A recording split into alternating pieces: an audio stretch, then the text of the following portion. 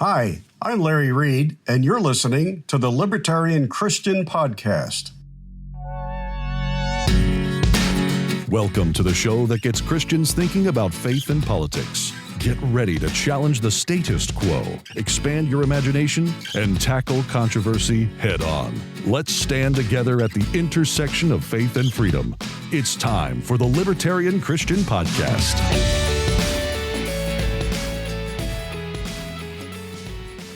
Today, we are going to talk Welcome about to the Godarchy podcast. Today, what? Who's this?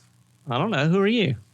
This is Doug from the Libertarian Christian Institute. This is the Libertarian Christian Podcast. Well, it's the Godarchy podcast. The Godarchy podcast. Yeah. Is this Mike?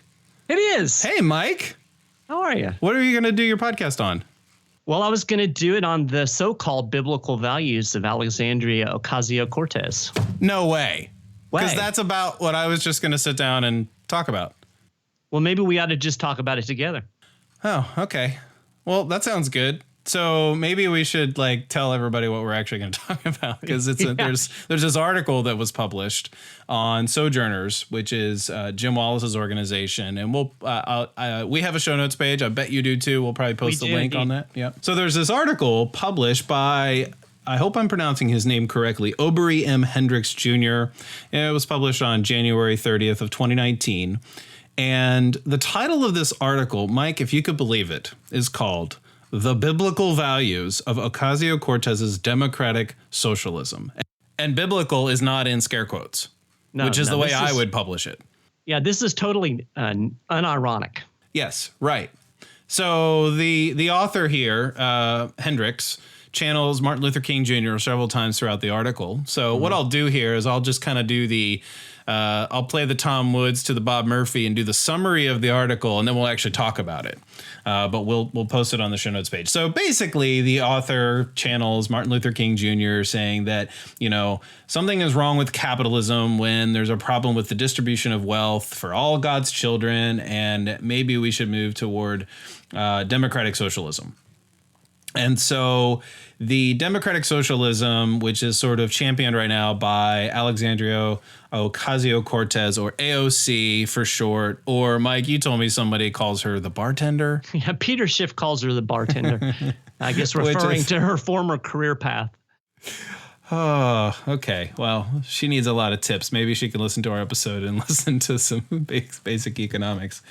So what's interesting to me is that the article sort of the guy well, I don't want to comment too much here, but the guy starts off by saying that, it seems like he's writing to the people who think we're a Christian nation, or who want us to be, or always who believe we've always been a Christian nation, about America, and basically saying that democratic socialism and the Bible share a strikingly similar vision of what constitutes a fair and just society.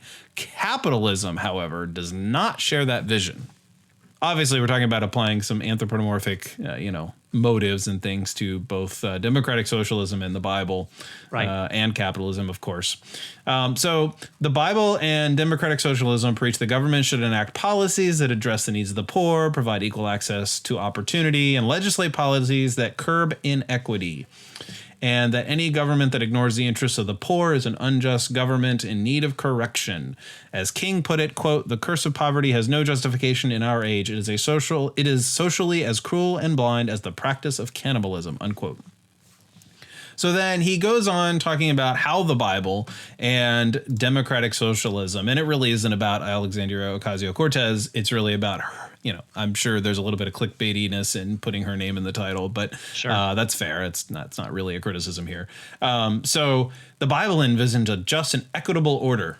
God never intended some of his children to live in inordinate, superfluous wealth, while others live in abject, deadening poverty. Talk about a striking extremes there. The Bible and democratic socialism and Martin Luther King Jr. share the same essential concerns, such as, and I don't think this is an exhaustive list, health care for all, a fair wage, minimum income for everyone, fair treatment of workers. There's verses, believe it or not, to support each of these things that he mentions, which we'll get to in our commentary. The author Hendricks goes on to say, sadly, in our capitalist society, many American workers find themselves subject to the caprice and greed of corporate elites, many of whom annually earn in excess of 300 times the salaries of their average workers. And so he thinks that, and he kind of wraps this up saying that democratic socialism is demonized because its proponents' insistence on economic fairness and social responsibility threatens the power of those who wield America's economic reins. Capitalism, and this next thing is just unironic. Granted, capitalism has generated immense wealth, markedly improved global living standards, and made life more comfortable for many. Yet, capitalism has also caused immeasurable suffering, systematic oppression, and debilitating social alienation. Oh, don't comment yet. Don't comment yet. No, don't comment yet. You got to be. Yeah, gotta get there. Gotta be there. I gotta analyze it. Yeah. If Tom Woods can do it, you can do it.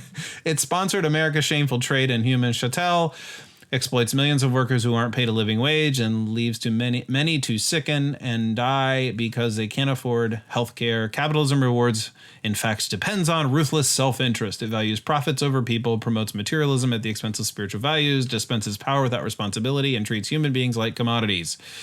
Blah. So I've never heard those accusations before. Have you, Mike? I'll tell you, I was floored. And oh my goodness! Floored, I mean, not surprised. Well, that was sarcasm in case it's not clear from the tone of our voices. So Hendricks here and I kind of looked that up on the site. He's written for Sojourners in the past. For over a decade, he's written several articles. He teaches religion and African American studies at Columbia University. He's the author of The Politics of Jesus, Reclaiming the True Revolutionary Nature of Jesus' Teachings and How They Have Been Corrupted. So that's the author that we're talking about. It's an article on sojo.net or Soho, Sojourners. I don't know how to pronounce it. Sojourners is the website, which is run by Jim Wallace. So, Mike, somebody, I think, posted this on Facebook, and you were like, oh, my goodness, do I really have to read that? That sounds like it's not going to be. Yeah, this is all Ruth Ryder's fault. Oh, okay. Yeah. Well, we know Ruth. Yeah. Our good friend Ruth. Yeah. That's how I came across the article, and it was as mind-numbing as I expected it to be. Yeah. Well, and I had read it before that, and I kind of skimmed through it. I'm like, yeah, I've heard this before, and all right, so let's just go into the commentary. I think we thought, hey, it would be a good idea, since we're probably both going to be equally as frustrated, to kind of tackle it together, and because we'll probably see different things. Now, you've actually written an article, Mike, that's posted on your blog. And so I think it'd be good to kind of go over some of your initial thoughts and what you wrote, partly because it's probably not entirely new to our form of listener, the libertarian / anarchist person who is totally in favor of some sort of capitalism. Yeah, so I kind of just my initial reaction, the quote that jumped out at me, and people that have listened to the Godarchy podcast and have followed my work at godarchy.org will know that a big focus of mine is violence, force, and coercion. I'm against that. And so a lot of what I try to do is just hold a mirror up and at least make people own the violence, force, and coercion in their own worldview. And that's difficult to do. And so there was one quote that really jumped out at me in this article. Hendricks says, democratic socialism seeks to build a more humane society, not by force or compulsion, but by way of the age-old democratic process of one person, one vote. So he obviously completely rejects the notion that democratic socialism has any force or compulsion to it at all. Mike, that's not surprising. I mean, like, most of these people who advocate democratic socialism don't think about the aggressive nature of what they want to impose. Yeah, I kind of used an analogy. It reminds me of going down a road, and you kind of see something clearly. And I don't want to disparage Hendricks. I think he has good intentions, but I don't think he's seen the whole picture. And I don't know how you make folks see the whole picture. I don't know if you can, because they're convinced that their means they're focused on the mean, or the ends, I should say, and they're not looking at the ethical and moral validity of their means. So I don't know. What's interesting to me is that, and he doesn't explicitly mention this, but Martin Luther King would be considered maybe not a absolutist pacifist, because I'm pretty sure, I think he carried a gun, but he believed in nonviolent resistance, which is sort of the ethos of it. And it seems to me that at least like people like us who are libertarians and believe in peaceful interaction, setting aside the whole self-defense question, it's not for our conversation here, right? But thinking like you'd think that even if they reject it, people on the left would be like, oh, well, at least you libertarians believe in peace. We don't think you apply it correctly, but we're really glad that you want peaceful interactions in politics or in society, and that you want a government that enables that rather than, exacerbates conflict. But that's not the compliment we get at all. No. So anyway, no, we hate poor people. No, we just hate poor people. Yes, exactly right. I just watched a trailer about a new documentary about Arthur Brooks, and he quotes that he got into this free enterprise thing because he wanted to see poverty eliminated. I'm like, I don't think these people listen to real libertarians. Well, anyway, this isn't about libertarianism. This is about us talking about the biblical values of Ocasio-Cortez's democratic social. I can't even say that with a straight face. Right. Like the biblical values. So my initial conclusion, and I think we have a lot further that we need to dig, but my initial conclusion is using violence and force and coercion, even if your ends are good, is not a biblical value. No, it's not. Yeah. Well, I think if that's all we had to say, we could be done with our little short episode and be done. But there's a lot of analysis into what Hendricks is proposing. Absolutely. that we should probably get into. And I think I hope, we haven't said it yet. We're about to have this conversation that we've sort of outlined for ourselves here. We hope that our listeners will see the value in how we approach it and some information. One thing that, I don't know, just because it just comes to mind is that, Mike and I don't think you're a trained economist. I'm not a trained economist. You're really good at understanding the Constitution. You're a really, really great libertarian, but we have to stand on the shoulders of people who are really, really good economists and philosophers. And so we may not be able to name everybody who we are standing on the shoulders of, but throughout this conversation, we're going on things that we've learned from the best and brightest libertarian minds. And so, maybe you've read some of them, maybe you haven't. And so anyway, I don't know why I just thought of that because it seems like, actually I do know why now that I'm thinking about it here, just reflecting. There are some times where I make online or in conversation weak arguments for things that are libertarian. And I later think, that's not how, say, Jason Brennan would put it. And I go back and I read something by Jason Brennan. Or I might say, man, I wish Norman were here to make that argument because I know Norman Horn is really good at making a point against this particular, combating this accusation at libertarians or whatever it might be. So anyway, Mike and I can't say everything about this article that could be said, but we are going to say what comes to mind, and we'll see where it goes. I think that's a very fair analysis. But one thing, I'm a trained journalist, which will automatically negate my credibility in the eyes of some people. But one of the things that you do learn in journalism school is how to research, distill information, and put it in terms that people can understand. And I do think that I'm pretty good at that. And in all fairness, I actually do have an accounting degree, which is a weird little known fact about Mike Maharrey. Oh, nice. So I actually have some economics and finance background on a formal level, although that was so many years ago. I don't know how much of it I really remember, but I have the credential. So if you're a credential person, there you go.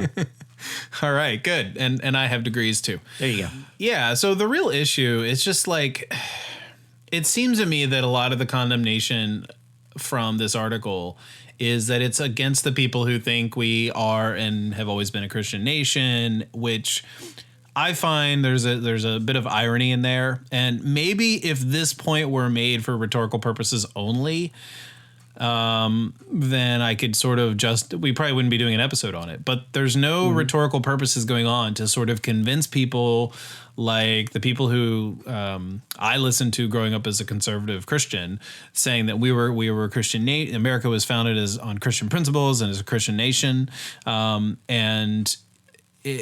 If that's really if the point of this article were to simply tell those people, well, wait a second, what about these biblical principles too, and make those people think, oh, really? Oh, well, then I guess we must adopt those those programs that you have for us, like universal health care, et cetera, and fair wages and all that, because, oh my goodness, I didn't know that was in the Bible. Like, if that were the purpose of this article, then we probably wouldn't be having this conversation. So I just found it a little ironic because Hendricks seems to want this to be a Christian nation because he's proposing that we follow the ethics of Jesus. Right. Does that make you a little uncomfortable, Mike? Yeah, I almost feel like he's pitting two groups against each other, neither of which I actually would fit into, because I would certainly agree with him in analyzing some of the things that come out of the so-called religious right, and say that those aren't really biblical principles either. So I think probably if I sat down and talked to him, I think we could probably find some pretty strong areas of agreement in terms of that. But he kind of, like you said, he kind of goes beyond that and tries to create a paradigm of his own. And to me, neither one of them really works. Right. Yeah. I mean, on one level, it's like, well, okay, I realize that you're a voter and you have people that you want to vote along with you and you want to vote for these things. And Jesus says that we should care for the poor and all of that. And so if you have a voice and if Christians have a voice, then we should vote for those things. I don't buy that. But like, if that's really all it was, that's one thing. But the article makes it very clear that the greater context of the place that this is being shared is Sojourners website, which they are would be called the Christian left, if there ever was one. That's not really what it's all about. It's not just about voting what in a certain way. Yeah, it's our biblical vision is the correct biblical vision, and your biblical vision of capitalism is not. I mean, that's really what he's saying. He's putting it in that stark of terms. Yeah. Or I wrote down a less terrible way of putting it would be that he's targeting people with poor biblical hermeneutics with the same sort of level of hermeneutical validity as the people he's criticizing. It's just well, none of this works. My goal as a Christian is not to make the political system within which I reside a Christian one, because I don't live in a Christian society. I live in a pluralist society. That's where I go in that direction. I'm like, well, yeah, that all sounds great. And, in some broad sense, these visions do work. I mean, that's kind of the trick here, is that the word vision is this vague, undefinable term that no one can really argue with, because it's oh, well, look at all these really good things that we don't have because of capitalism, or that we don't have because people are standing in the way of it. Yeah, I found that word odd too, the whole idea of vision. And it almost feels like it reduces the gospel to a political program. And that really does make me uncomfortable. I mean, especially as somebody in people that have listened to me know that I'm kind of the mind that, or at least sympathetic to the idea that as believers, we don't really need to be involved in the political system at all, because it's divisive and it's imposing and it's power hungry. And so, when you start reducing the gospel into that type of paradigm, it really does make me uncomfortable, because I don't think that I certainly believe that there are political messages in the Bible, but I don't think the Bible was meant to be a political program. I mean, it's about our spiritual lives and our relationship with our Creator. Yeah. And to try to boil it down into an economic system, I think we're talking about, when you get into economics, and we might get into this a little bit more as we get into this, but you're almost talking about trying to wed things that aren't meant to be wed. Yeah, that's a really good way of putting it. The word vision, in terms of for sort of theological, a theological angle on it, would be something along the lines of this, if I could put it. And I actually would agree, sort of strictly speaking, with this, that the Bible has more to say about life here on earth and the way in which we interact with each other and how we treat each other that benefits and values everybody. And it is the calling of the church to carry out that vision. Now, insofar as that strictly goes, that's great, because I think there is a trajectory of a sort of an eschatological trajectory that sends us, if we look ahead into the future, there's this kingdom. Now we can talk about, I mean, forgetting all of the like eschatologies and things like that, that's like, oh, here's what people's vision of the end times is all going to be about. At some point, no matter how those events unfold, at some point we have a fully reigning God's kingdom, right? And so we would say in God's kingdom that there is wholeness and shalom and justice. I'll even use the term social justice, because it will be a social experience. It isn't just me and God and Mike and God and Norman Horn, who's not on this program, if it sounds like I'm talking about him as if he were, and God. It's not just individuals and God. We are all there together, as it were. So my point there is that insofar as it goes, it's like, well, yeah, Christians, the Bible does cast a vision for what society ought to look like, or in some sort of like, maybe a vague sense, but the way in which that we get there is not prescribed, because when the Bible does deal with, here's what you should do to the poor person, here's what you should do to the foreigner and the stranger, here's how you should treat such and such type of people, it's in the context of an economic way of life and a socio-political context that is very foreign to what we experience in the West today.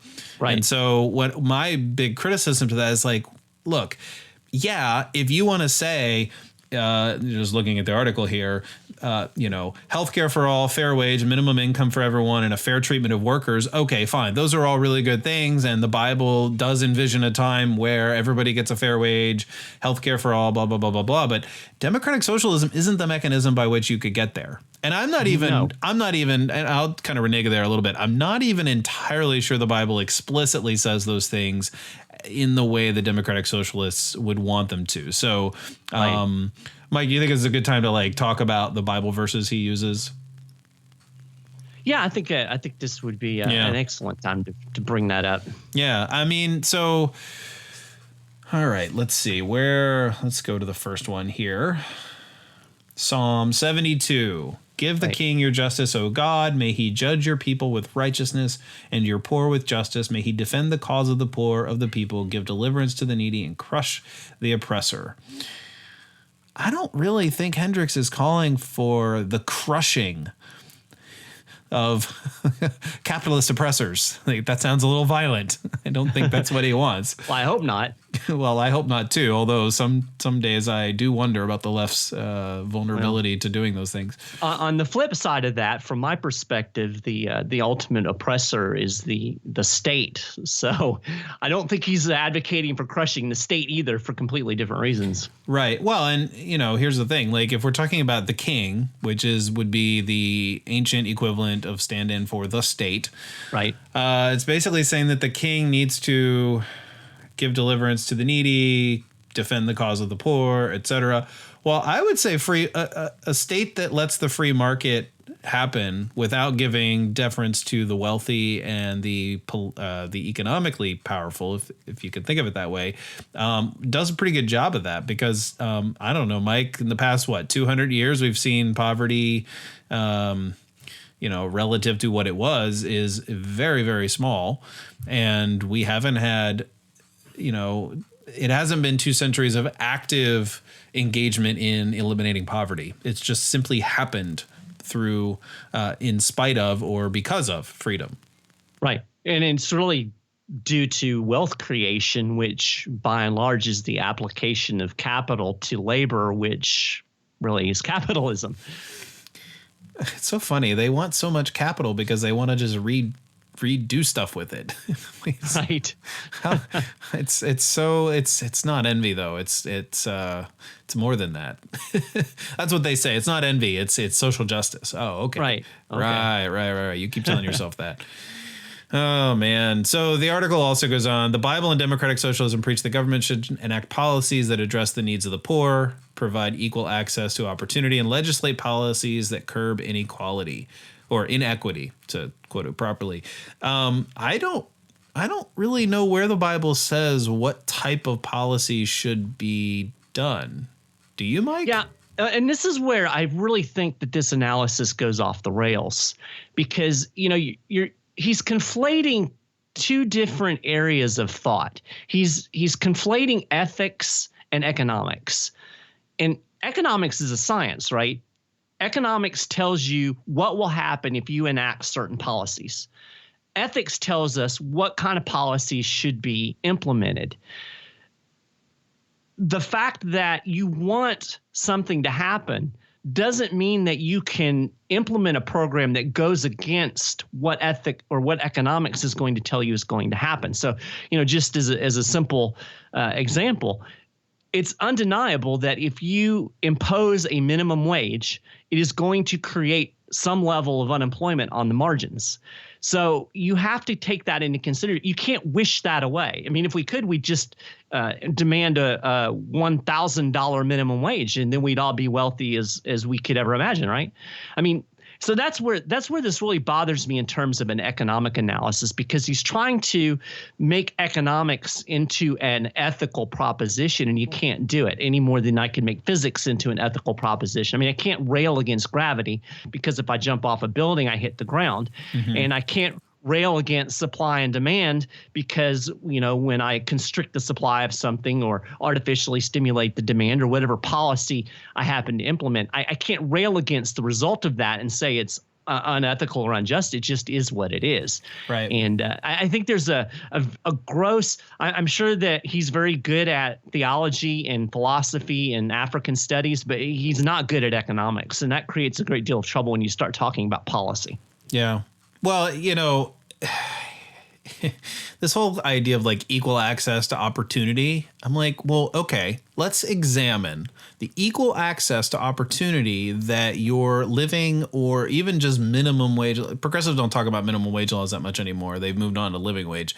But we could even talk minimum, which is, of course, something they don't like, how low it is, et cetera. They want the minimum wage to be a living wage, which I'm told, just a little side note, the minimum wage was intended to, at the very beginning of when it was at its inception, it was intended to be a living wage. And at the time, that wage that was minimum was supposedly a living wage. There's a whole economic monetary policy conversation there. But anyway, so of course, the dirty little secret is the minimum wage was actually pushed by unions in order to profit union workers over unskilled minorities. But I don't guess we're supposed to talk about that right now.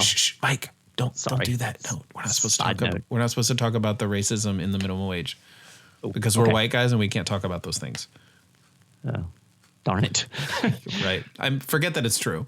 So anyway, let's just evaluate the minimum wage. Forget the history, the racist eugenic history of the minimum wage laws. Let's just talk about the people that you're preventing from having equal access of opportunity through things like minimum wage laws, like the person whose productivity as, let's say, a 19-year-old is not as high and therefore can't earn $15 an hour because nothing in the economy wants the kind of skills that person is able to produce. Or for that matter, what about the regulation that, let's say you're an immigrant and you want to braid hair? Oh, you need $30,000 for a license and training because all of the hair braiders that are already in your town, they've come together and made sure the state won't let you ply your trade doing something like hair braiding. What about those things? I mean, come on. Like, libertarians can talk every bit as much game about equal access to opportunity and how freedom is more for the poor than it really is for the rich. We could talk about that all day long. And the left doesn't want to hear it because their ideology prevents them from saying, maybe there's a way in which we can get what we want by understanding a little bit of economic, like basically having an economic analysis in the first place. Yeah, Walter Williams tells a story in his autobiography, which is a fantastic read if you're interested in such things, because he grew up in the projects in Philadelphia. And he actually talks about how he got a job sweeping the floor. I think it was at a dry cleaner and I may have the details of this wrong. It's been a while since I've read it, but he started off sweeping the floor for something like, a quarter an hour, or it was some ridiculously low wage that would be absolutely forbidden in today's legal climate. And as he was doing this, he had access to running the machinery, so he taught himself how to use the machinery. And then somebody got sick, and the next thing you know, he was able to move up because he originally had the opportunity to sweep the floor. And, we don't talk about those type of opportunities. That door would be completely closed in today's legal environment, because you can't hire somebody for that wage, or because they're of this age, or whatever, regulation or intervention into the free exchange of labor and monetary that the government wants to put in. Yeah. So the next part of that statement: legislate policies that curb inequity. Okay. So I recently had on my program, the Libertarian Christian Podcast, Brent Waters, who wrote the book Just Capitalism, and he was talking about one of the things that people who analyze the oppression of the poor in the scriptural admonitions against being wealthy and what the wealthy owe to the poor in terms of social deference. There is a lot of contextualization that in those biblical admonitions about equality, equity, fair treatment, etc., that are there simply because, or predominantly because, the situation in which they found themselves in needed sort of a redistribution, if you will. So for instance, and again, I don't want to get into, this will definitely be way off topic, but like getting into the conversation about, women in leadership and slaves and things like that we see in the Apostle Paul, right. We often, commentators are going to say, well, Paul says certain things because, well, that's where they were living. And he was basically saying that, women should have long hair, men shouldn't have long hair, things like that are contextual to, well, in that society, that's the solution. Or in their particular context, the admonition that he gave them, the direction that he gave them was, you need to behave this way. You need to consider things this way. And obviously, we believe the scripture is for us today, and we believe that the scripture applies to us. The Holy Spirit is using the church to speak life and breathe life to the world through the power of the gospel. And we believe the Bible is relevant for today. So I don't want to discount that at all. But the way in which it's relevant is how the Holy Spirit guides the church in speaking truth in our context, because that's what the Bible itself actually demonstrates throughout. It's not, as some people say, an owner's manual, which is a little bit undeserving of a title, but it basically gives admonitions in that context. So what does that mean? And what does that mean? Well, it means that the redistribution of wealth isn't necessarily the way you solve problems in a society whereby you earn wealth not by taking from others or not by hoarding it away from the poor in some sort of like peasant world, but by, more growth maybe. And, the whole rising tide lifts all boats kind of thing. So there's just a lot of, it's just a naive statement that the Bible promotes policies that curb inequity. Well, yeah, but the things that you're asking for don't curb inequity. They just exacerbate the problem. Right. And that gets back to the whole differentiation between economic realities and ethical goals. There's this misconception, I think, about the wealthy, and I've certainly, and I'm sure you have too, met greedy, selfish people. I mean, there's greedy, selfish people everywhere, and quite frankly, I've met some greedy, selfish leftists. So greed knows no political or ideological bounds. It's a human nature problem. But there's this misconception, I think, that rich people have all of these piles of dollars and they put them in their basement and roll around them in the morning, or the guy with the top hat and the monocle in his room full of gold, and he goes in and he runs his hands through his gold coins. Rich people are investing their money into things that are producing capital, that create businesses, that allow people to be employed. There's a whole economic system here that gets ignored. And when you interrupt that by intervening the government by force and taking things away from somebody to give them to somebody else, well, you might it's the whole old adage, you can teach somebody to fish and they'll eat for a lifetime. You can give them a fish and they'll eat for a day. You can give a poor person a handful of money, and that's great. But wouldn't it be better to give them a system where they have a chance to produce and actually generate wealth? That all of those economic things are ignored in this idea. We're just going to have equality by taking something from some people. And, there's a cartoon where they're going to make the forest equal, and they do it by chopping down all the tall trees. So you have equality in misery, I guess.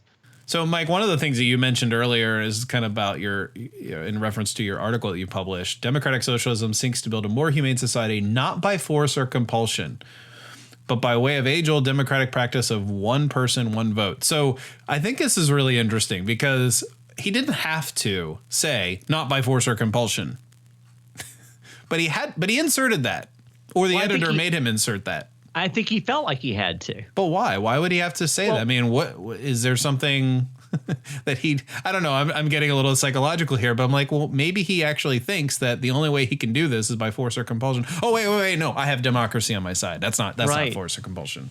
Yeah. And that kind of goes back to the point in my article. And really, I mean, I hate to say this, but in some ways, Godarchy is a one-trick pony. I mean, I feel like every article I write, I use the term violence, force, and coercion because I really do want to hold that mirror up. And if that is really the way that you think is the best way to order society and live among each other, at least please own it. And it's clear from the way he phrased that statement, he does not want to own it. I mean, we're going to veneer it, we're going to wallpaper it with democracy, and basically say that if we get enough people to agree with this, then it's cool to basically hit the rest of the people who don't want to go along with your quote unquote vision. And that goes back to what you were saying in the beginning. We have competing political visions, and that's the nature of politics. It was interesting. I was at the gym the other day, and you know how you overhear conversations at the gym, and this guy they were talking politics. He goes, well, you know what the problem is? They were old, so this is my old man voice. You know what the problem is? Our politics have just gotten too damn divisive. That was his exact words. And the first thing that went through my mind is, well, that's what politics is.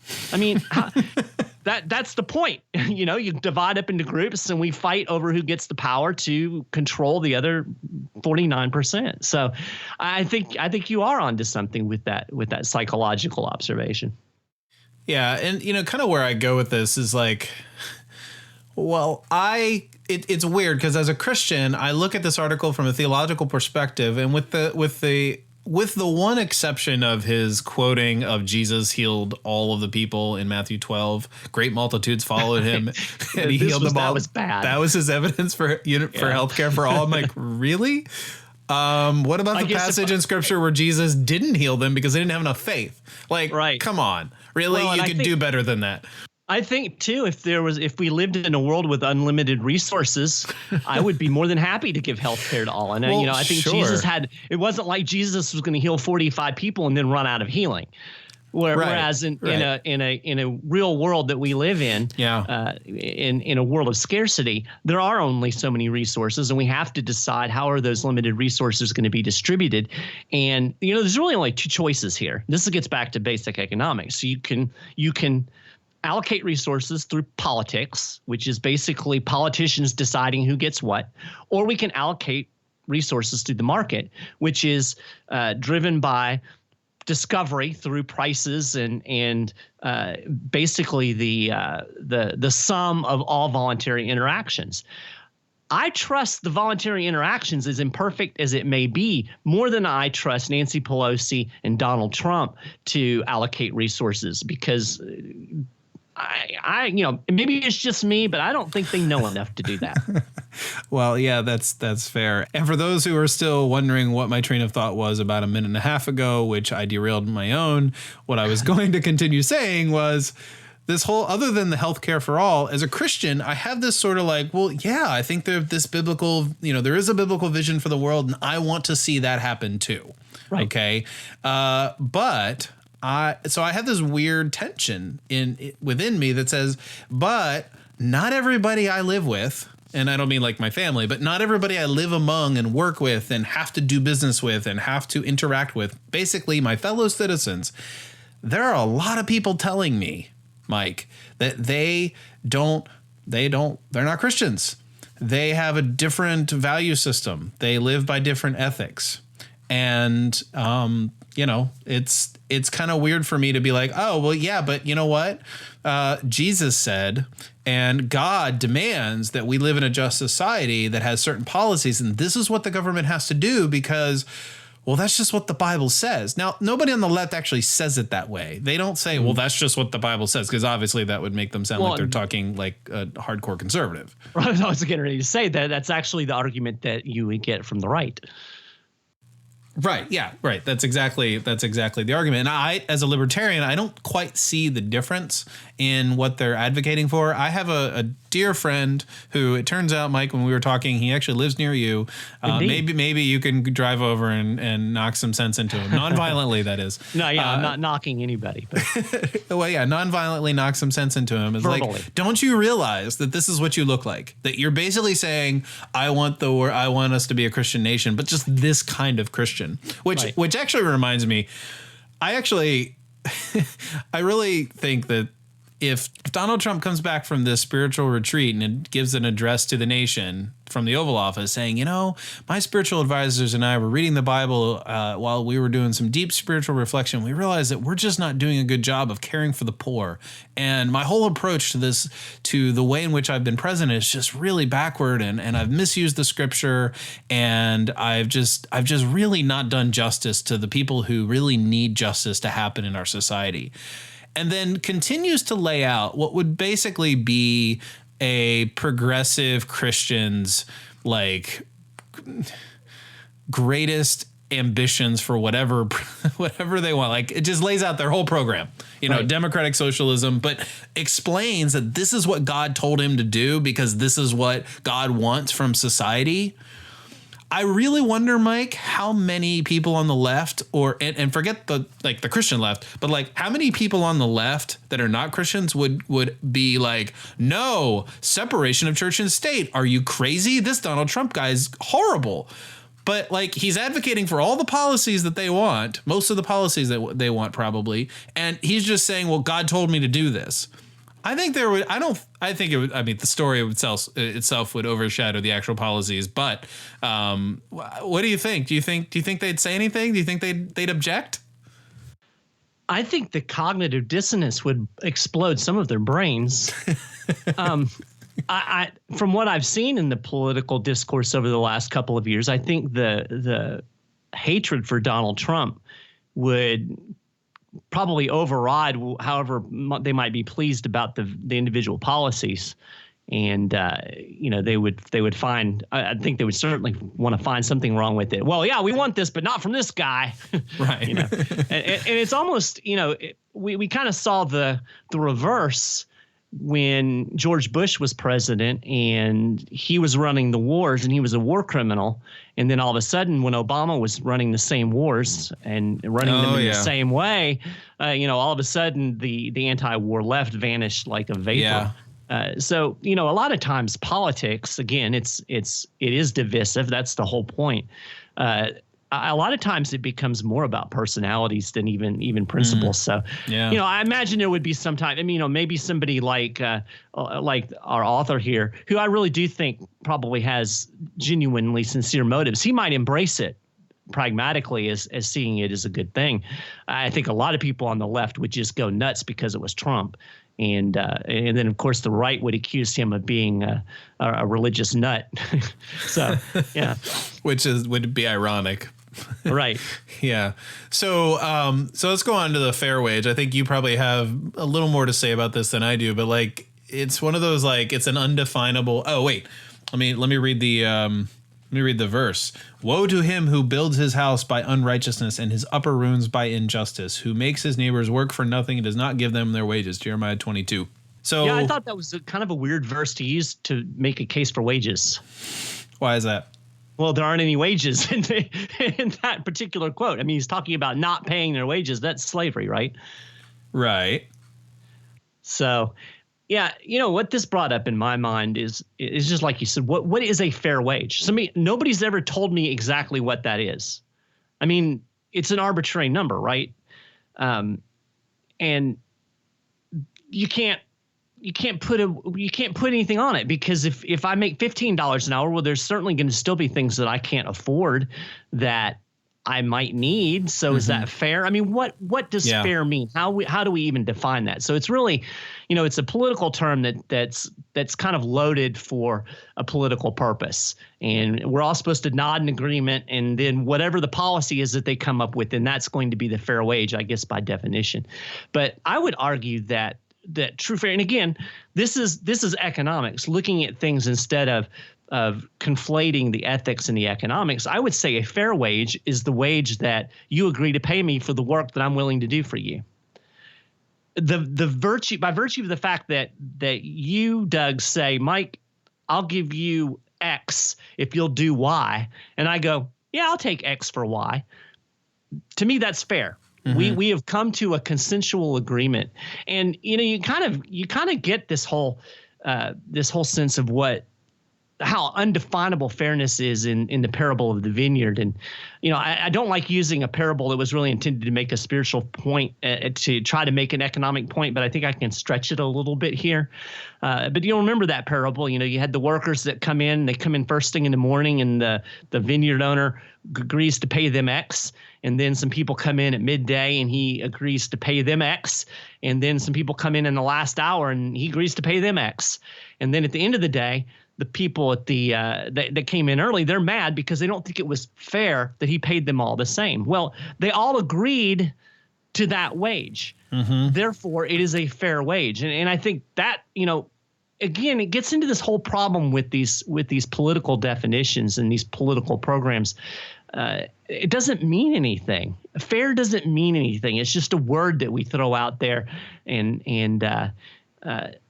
I don't know. It frustrates me because, I tend to think economically, and there's no economic thought in this. It's like, well, we want people to make X, so therefore we'll make it happen, without any respect at all for the scarcity and the realities. And again, you're talking about the way people view the world. People think corporations are sitting on all these huge bags of money. My wife ran a grocery store for years, and she'll tell you they make penny profit. The profit that they're making is minimal. People say, well, they could pay their workers a lot more. Well, no, they really couldn't, not if they're going to stay in business. So, if they go out of business, then you don't have a job at all, and that's not fair. Yeah, I agree. I mean, I have family members who own restaurants, and they're like, I want to pay my employees more, but like there's economic pressure that he can't. And it's not like he's greedy. Like my dad, he's like one of the least greedy people I know, and he's so generous. I mean, I grew up with him being generous to like everybody who was in need in our community. And yeah, I mean, there's limitations to it. I will say this: I want to pay a little deference to the person who wants people to be paid a fair wage, because there is something larger that isn't really addressed in this article, which is not. This article doesn't address it in the right way, because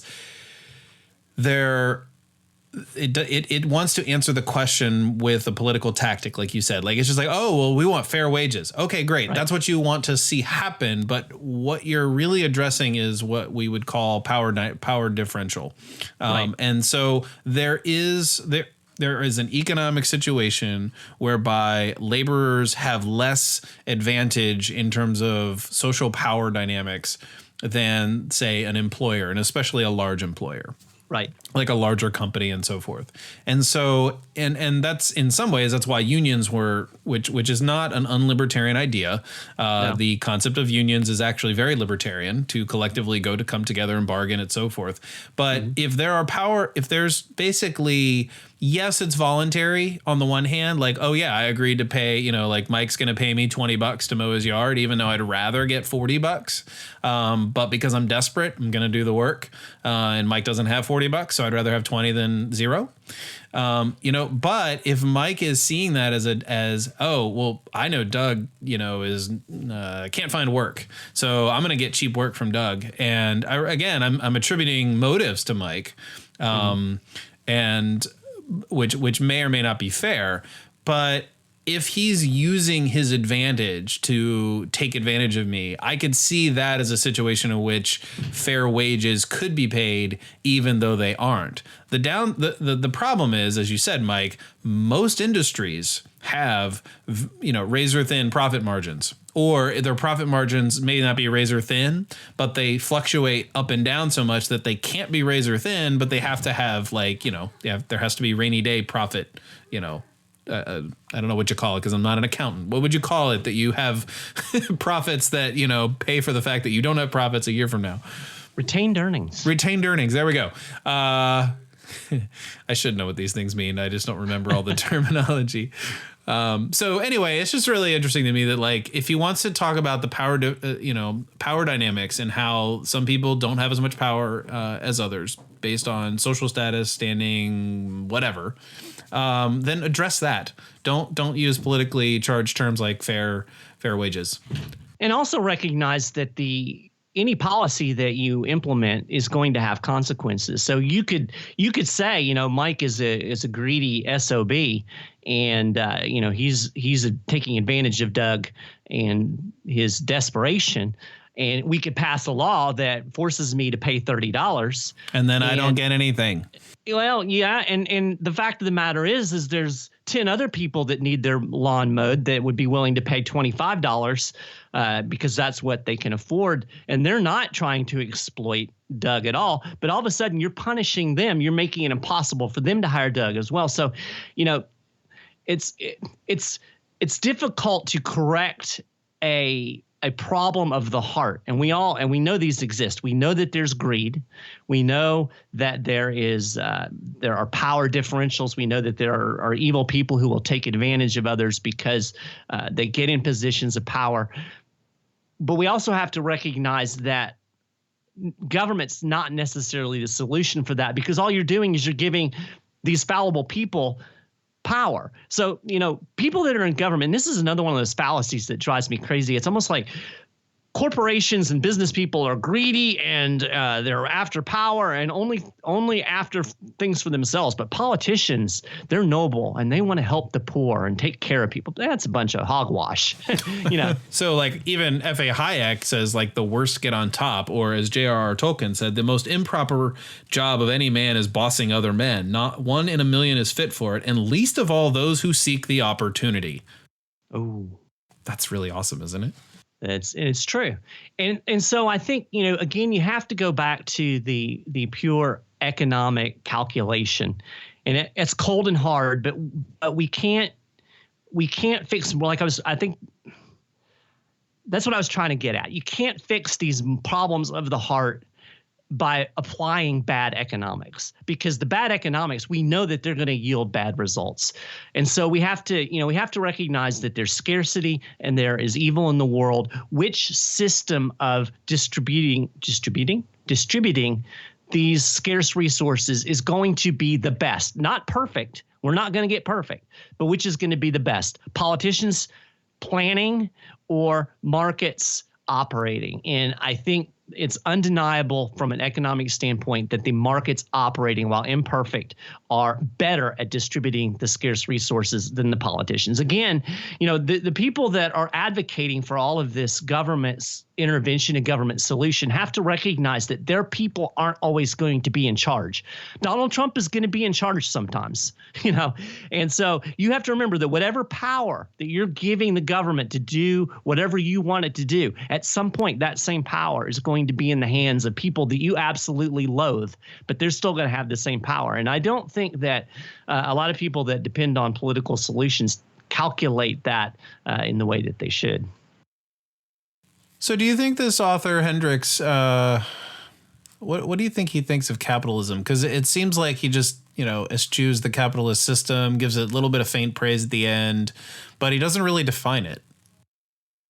Yeah, that kind of bothered me. That was one of the things that stood out as I was kind of digging a little bit deeper into the article. He doesn't define those terms at all. I mean, I think we can assume that when he talks about democratic socialism, he's talking about this political platform promoted by AOC and, or as Peter says, the bartender, and Bernie. But he throws the word capitalism around, and I'm not sure what he means. I think probably what he means is the political philosophy of Republicans and conservatives, which we're not for that either. I was going to say, I reject. It's another brand of statism, right? And it would be more apt to call it corporatism or maybe mercantilism. It's this government. I mean, sometimes it even borders on fascism, which is a national control of private enterprise. So Republican ideology has elements of socialism to it as well, but that's not the kind of socialism that the progressive folks want. So again, it gets back to separating these economic systems from the attached political baggage. And if we look at things in strictly an economic sense, then we can start making some value-free assessments. We have this in our notes. I'm just going to read it. Capitalism is not equal to the things in the economy that we feel badly about, and democratic socialism is not all of the things that give us good feelings. They are economic systems, and as we've talked about, economics have consequences, just like chemistry has consequences and physics has consequences, and we have to take those things into account. And I think there's a little bit of hesitance from people who are Christians and religious people in general, and ethicists, maybe even expanding it a little broader. They don't like economics because it's cold and it's calculating and it doesn't take into the human factor into account. And you can see this in a lot of the phraseology that Hendricks uses. But I think you're trying to hang too much on economics. Economics doesn't claim to settle greed. It doesn't claim to create an ethical system. It doesn't claim, as I mentioned before, it doesn't claim to know what we should pursue. It just tells us the consequences of various policies. So we need to look at our ethical values. And I think you and I would probably agree with a lot of things that Hendricks wants. We want a fair and just world. The question is, will this political system called democratic socialism make that happen? And I think the answer from an economic and political standpoint is no. Yeah. Well, and I am reminded of the F.A. Hayek quote, the curious task of economics is to demonstrate to men how little they know about what they imagine they can design. And I mean, democratic socialism is a designed system that, for all of its good intentions about things, and I'm honestly a little skeptical by some people who advocated their intentions, but the people on the ground who look at that and say, "Oh, yeah, that looks good. Let's vote for that." For all their good intentions, it's like, well, wait a second. Do you really think that you can design this? Is that really? Right. Are you? Yeah, just.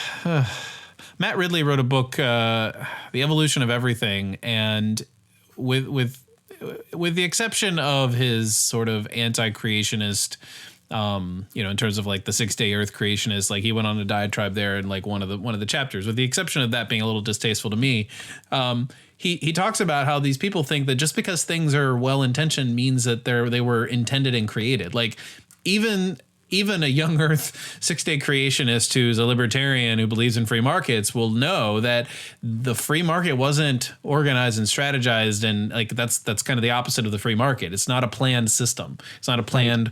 It's something that arrives at organically. And so there's this sort of like in the back of my mind, anybody who has these like plans where like, here's how we're going to steer the economy. I'm like, oh, so you're a creationist? Like you think you can create the kind of system that you want? I don't really say that because I don't really have a whole bunch of backup. Because it's been a while since I've read Ridley's book. I'm not really kind of on my game with that sort of rhetoric. But yeah.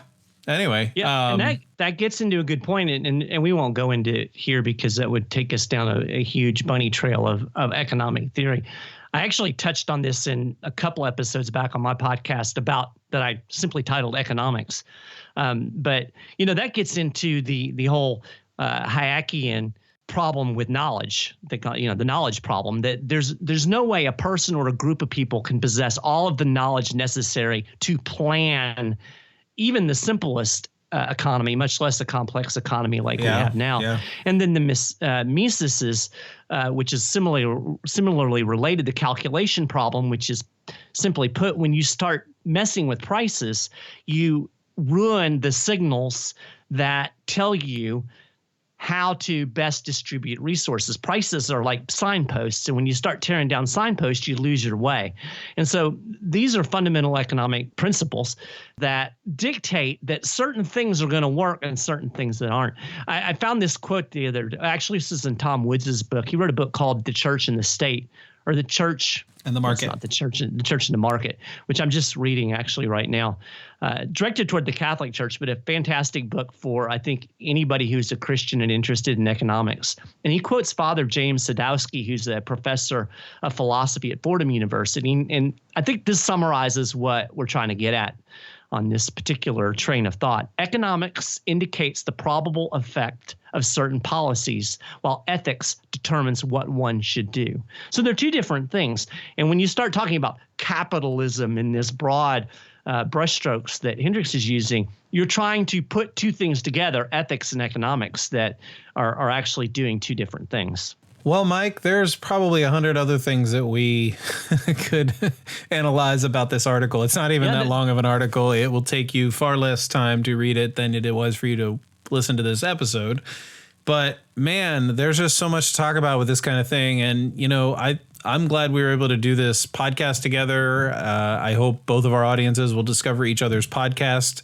For listeners of the Godarchy podcast, the Libertarian Christian podcast, we have over 100 episodes. We've had guests on like Mike Maharrey. Mike, it was like back in August of last year. Who's that guy? It was like back in August of last year. I thought it was just like a few months ago. And I'm like, oh my goodness, it was like summertime. Has it been that long? Yeah, we talked about the Constitution. Yeah, of course we had to talk about that. We had to talk about that. That's the only thing I know about. So we talk about the intersection of faith and politics and nullification. And so, Mike, tell my listeners, my standard listeners, what is the Godarchy podcast about?